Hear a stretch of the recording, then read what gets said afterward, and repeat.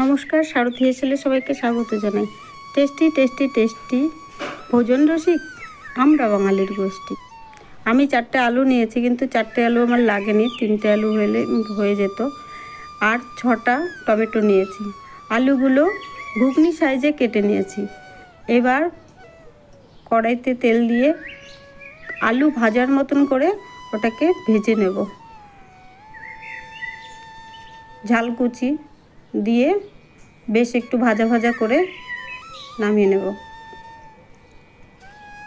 এখানে আমি টমেটোগুলো কেটে নিয়েছি, মুখ হাঁড়ির ঢাকনা মতন করে কেটে নিয়েছি।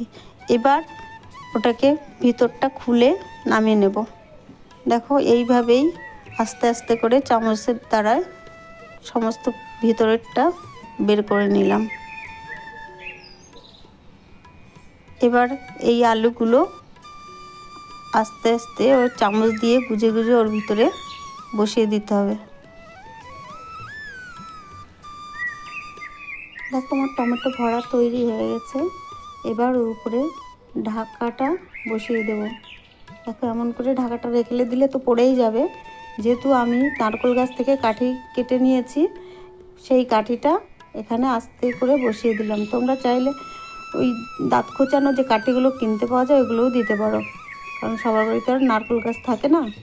এবার আমি মশলা করে রেখেছিলাম ধনে জিরে, পেঁয়াজ রসুন আদা, ধনে জিরে মশলা সমস্ত কিছু দিয়ে আমি মশলাটা কষিয়ে নিচ্ছি। এবার আমি তাতে লবণ হলুদ পরিমাণ মতন দিয়ে দিলাম। এবার মশলাটা কষিয়ে নিয়ে এবার টমেটোগুলো দেখো এইভাবেই রেখেছি আমি, ওটাতে আমি একটু ফুটিয়ে নিয়ে এবার আস্তে আস্তে করে টমেটোগুলো বসিয়ে দেব। দেখো, বসিয়ে দিয়েছি, ফুটতে আছে। এবার ফুটতে থাকবে, আমি ঢাকা বসিয়ে দিলাম।